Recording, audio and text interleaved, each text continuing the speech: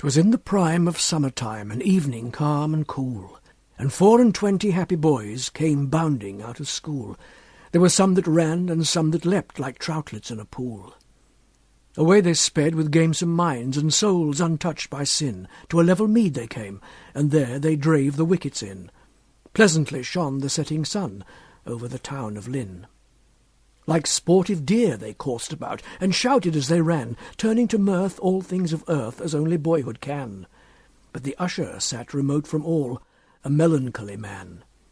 His hat was off, his vest apart, to catch heaven's blessed breeze, for a burning thought was in his brow, and his bosom ill at ease. So he leaned his head on his hands, and read the book between his knees. Leaf after leaf he turned it o'er, nor ever glanced aside. For the peace of his soul he read that book in the golden eventide. Much study had made him very lean and pale and leaden-eyed. At last he shut the ponderous tome with a fast and fervent grasp. He strained the dusky covers close and fixed the brazen hasp.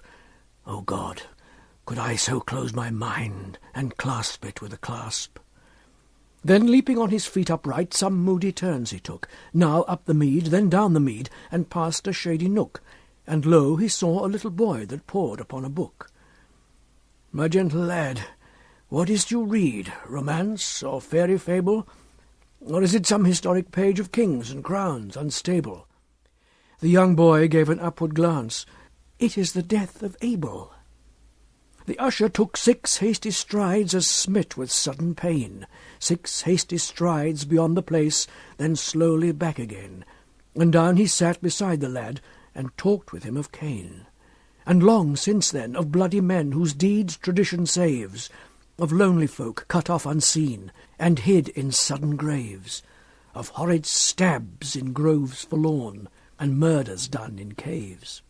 And how the sprites of injured men shriek upward from the sod, aye, how the ghostly hand will point to show the burial clod, and unknown facts of guilty acts are seen in dreams from God.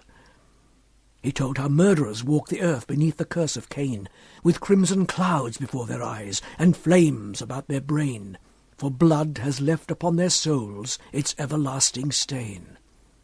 "And well," quoth he, "I know for truth their pangs must be extreme. Woe, woe, unutterable woe, who spill life's sacred stream. For why? Methought last night I wrought a murder in a dream. One that had never done me wrong, a feeble man and old. I led him to a lonely field, the moon shone clear and cold. Now here, said I, this man shall die, and I will have his gold. 2 sudden blows with a ragged stick, and one with a heavy stone. 1 hurried gash with a hasty knife, and then the deed was done. There was nothing lying at my foot but lifeless flesh and bone. Nothing but lifeless flesh and bone that could not do me ill, and yet I feared him all the more for lying there so still. There was a manhood in his look that murder could not kill. And lo, the universal air seemed lit with ghastly flame. 10,000 dreadful eyes were looking down in blame. I took the dead man by his hand, and called upon his name. O God, it made me quake to see such sense within the slain. But when I touched the lifeless clay, the blood gushed out amain, for every clot a burning spot was scorching in my brain. My head was like an ardent coal, my heart as solid ice. My wretched, wretched soul, I knew, was at the devil's price. A dozen times I groaned. The dead had never groaned but twice. And now from forth the frowning sky, from the heaven's topmost height, I heard a voice, the awful voice of the blood-avenging sprite. Thou guilty man, take up thy dead, and hide it from my sight. I took the dreary body up, and cast it in a stream, a sluggish water, black as ink, the depth was so extreme. My gentle boy, remember, this is nothing but a dream. Down went the corse with a hollow plunge, and vanished in the pool. Anon I cleansed my bloody hands, and washed my forehead cool, and sat among the urchins young that evening in the school. O heavens, to think of their white souls, and mine so black and grim! I could not share in childish prayer, nor join in evening hymn. Like a devil of the pit I seemed, mid holy cherubim. And peace went with them one and all, and each calm pillow spread. But guilt was my grim chamberlain that lighted me to bed, and drew my midnight curtains round with fingers bloody red. All night I lay in agony, in anguish dark and deep. My fevered eyes I dare not close, but stared aghast at sleep, for sin had rendered unto her the keys of hell to keep.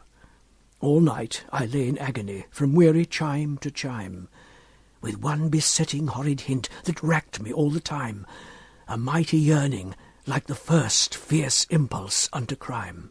One stern tyrannic thought that made all other thoughts its slave. Stronger and stronger every pulse did that temptation crave, still urging me to go and see the dead man in his grave. Heavily I rose up as soon as light was in the sky, and sought the black accursed pool with a wild misgiving eye, and I saw the dead in the river-bed, for the faithless stream was dry. Merrily rose the lark and shook the dewdrop from its wing, but I never marked its morning flight, I never heard it sing, for I was stooping once again under the horrid thing. With breathless speed, like a soul in chase, I took him up and ran. There was no time to dig a grave before the day began. In a lonesome wood, with heaps of leaves, I hid the murdered man. And all that day I read in school, but my thought was otherwhere. As soon as the midday task was done, in secret I was there, and a mighty wind had swept the leaves, and still the course was bare.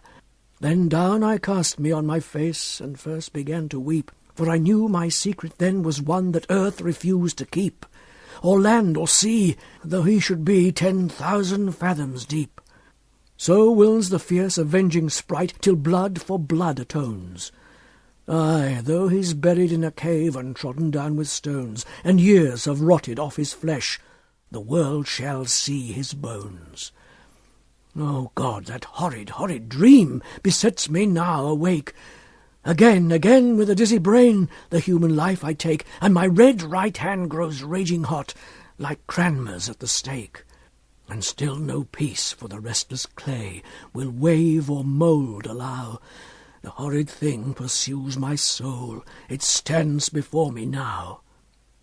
The fearful boy looked up, and saw huge drops upon his brow.